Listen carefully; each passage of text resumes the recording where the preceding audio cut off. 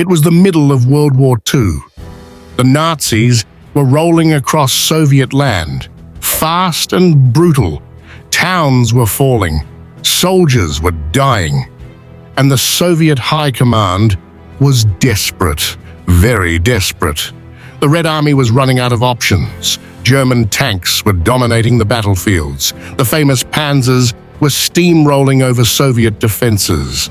And then someone, somewhere inside the Soviet military command, raised their hand and said, "Comrades, what if we train dogs to blow up the tanks?" It sounded mad, insane. But in a war where the enemy seemed unstoppable, no idea was too crazy to try. And so began one of the strangest and most tragically hilarious military experiments in history. The Soviet anti-tank dog program. A plan so weird, so desperate, and so backfiring that you almost can't believe it really happened. But it did. And the dogs, they couldn't read maps, they couldn't tell one tank from another. And when they were finally unleashed onto the battlefield, oh boy, they ran straight toward the wrong tanks. The story begins in the early 1940s, deep inside the Soviet Union. Germany had just launched Operation Barbarossa. 3 million German troops poured into Soviet territory. Their panzers crushed Soviet defenses like tin cans. The Red Army lost tens of thousands of tanks. Entire armored divisions were wiped out in weeks. Stalin's generals were panicking. The Nazis were approaching Moscow. And in their desperation, Soviet commanders turned to unconventional ideas.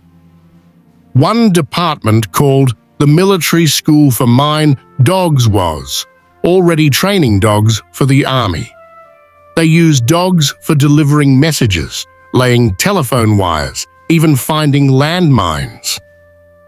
But now they were asked to do something bigger, something explosive. Could they train dogs to destroy enemy tanks? The theory seemed simple. Dogs are small, fast, and able to crawl under tanks where humans couldn't reach.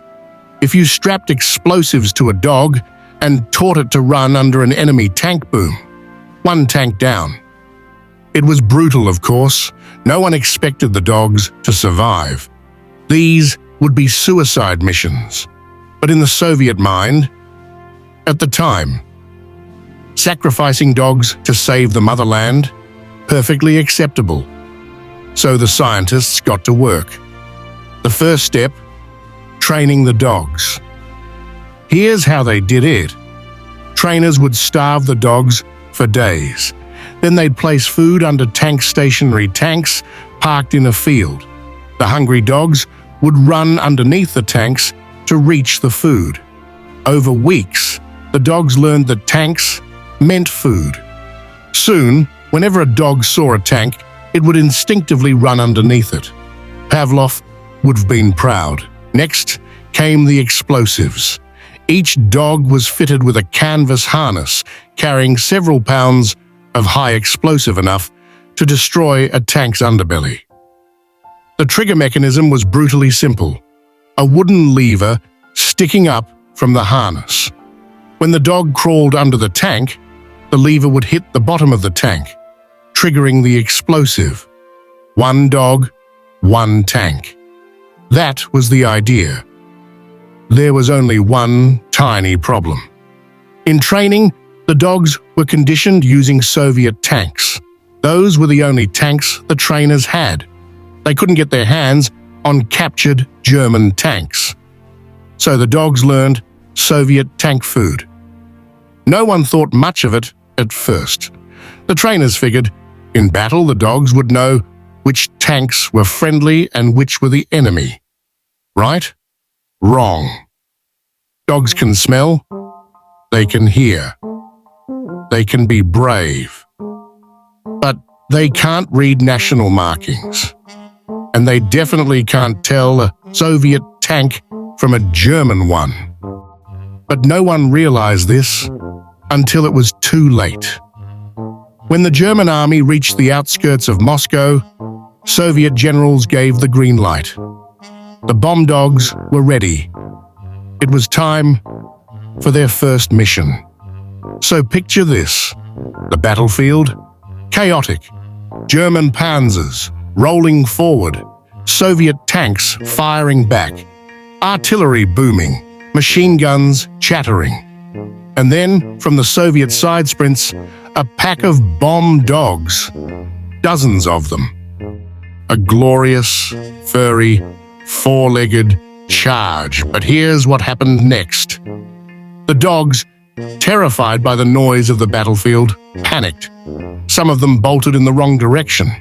Some ran in circles. Some lay down and refused to move at all.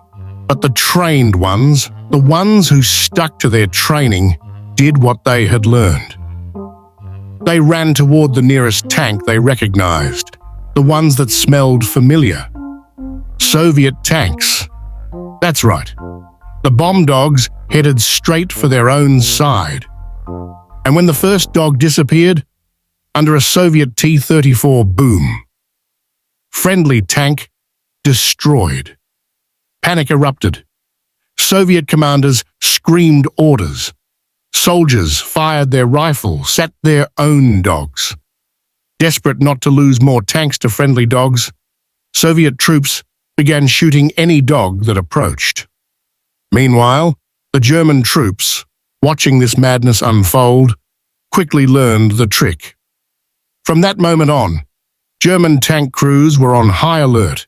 They ordered their gunners to shoot any dog in sight just in case. They even added metal skirts and plates to their tanks, designed to stop dogs from crawling underneath. And Soviet morale? Not great. No one wanted to be accidentally blown up by man's best friend. The result? A total failure. The first wave of bomb dogs caused more Soviet tank losses than German ones. The official reports, well, let's just say they were edited when passed up the chain of command. But among the troops, the story spread fast. Soon, entire Soviet tank divisions refused to operate anywhere near the bomb dogs. The program was quietly shelved for large-scale battles. Later, some dogs were used in limited missions behind enemy lines for sabotage. But the grand vision of a Soviet anti-tank dog army, gone. Instead, the dogs returned to more reliable tasks. They became messengers, medics, search and rescue workers, and Soviet commanders went back to using old-fashioned methods for stopping tanks' mines, artillery, anti-tank rifles. Because if there was one thing the Soviets learned from this debacle, it was this: dogs can be loyal, dogs can be brave, but they make terrible anti-tank weapons. History is full of strange ideas, some brilliant, some, like this one, totally bonkers. If you enjoyed this wild tale of canine chaos, give the video a like and don't forget to subscribe.